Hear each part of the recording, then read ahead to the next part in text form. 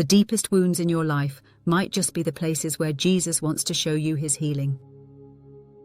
Hi friends, welcome back to Words for Living, a space where we reflect on the truth of God's Word and how it meets us in our everyday lives.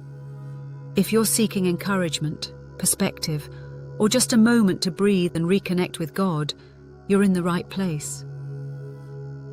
Today we're looking at a verse that reminds us just how personal and sacrificial God's love truly is. It's found in Isaiah 53:5, a powerful prophecy about Jesus written hundreds of years before his birth. But before we dive in, take a moment to subscribe if you haven't already. We share devotionals like this to help you walk through life with purpose, peace, and God's presence. If this message speaks to you today, I'd love for you to stay connected. Isaiah 53:5, NIV says, "But he was pierced for our transgressions, he was crushed for our iniquities. The punishment that brought us peace was on him, and by his wounds we are healed." It's hard to read those words and not feel the weight of them. This verse, though ancient, still speaks into the heart of our lives today.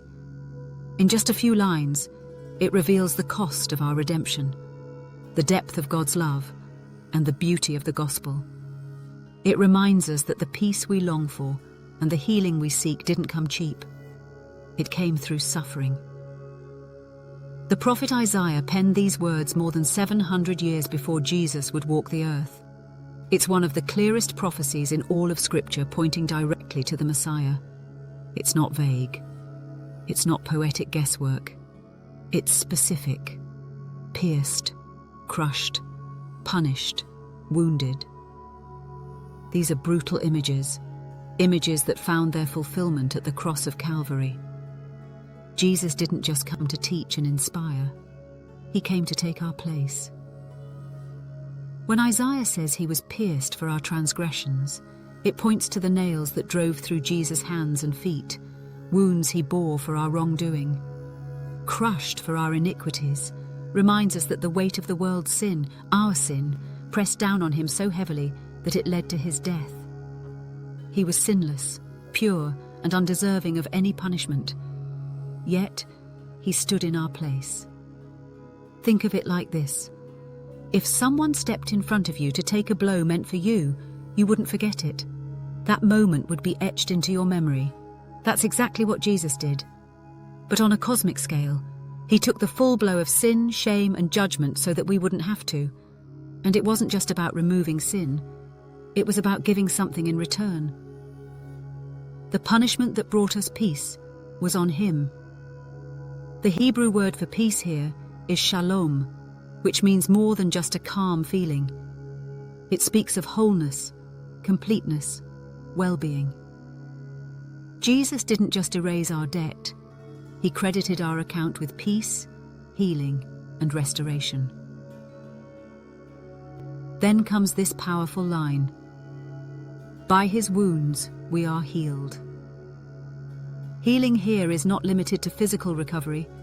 It's a holistic healing of the soul, the mind, the emotions.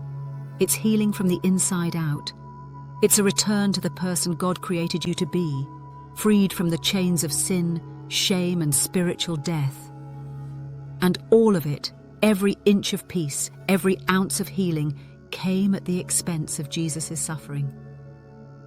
That's the great exchange. His pain became your gain. His wounds became your healing. His sacrifice became your salvation. And this wasn't done begrudgingly. It was done in love. Hebrews 12:2 tells us that for the joy set before him, Jesus endured the cross. You were that joy. He saw you and said, "You're worth it." When life gets heavy, when guilt creeps in, or when you feel unworthy, come back to this truth. Jesus already paid for all of it. You don't have to carry what he already took to the cross. The punishment that brought you peace was already poured out on him. So instead of striving for approval, walk in grace. Instead of clinging to shame, step into healing. Instead of fearing punishment, receive his peace. Jesus has done it all. The only thing left is for us to believe it and live like it. You don't have to carry shame that's already been nailed to the cross. You don't have to live with wounds that Jesus has already healed. His sacrifice wasn't just for eternity. It was for today, for your peace of mind, for your healing, for your freedom. Take time today to reflect on Isaiah 53:5. Write it out or read it slowly, letting each phrase speak directly to you. Ask yourself, what burdens am I still carrying that Jesus already bore? Invite him into those places. Thank him for taking your place. Then take a step of faith. Maybe it's letting go of a guilt you've been holding on to, forgiving someone who's hurt you, or simply resting in the peace he purchased for you. Healing often begins when we finally accept that the work has already been done. Let's pray. Jesus, thank you for taking my place. Thank you for enduring the pain I'll never fully comprehend, so that I could walk in peace and freedom. I'm overwhelmed by your love and sacrifice. Help me to live in light of it, to let go of the guilt and shame that you already paid for. Teach me to receive the healing you offer and walk each day in the peace you secured for me. In your name I pray, Amen. If this devotional encouraged your heart today, I hope you'll carry it with you, not just in your mind, but in your spirit. Let the truth of Isaiah 53:5 be your anchor, and if you know someone else who needs to hear this, feel free to share it. We all need reminders of just how deeply we are loved.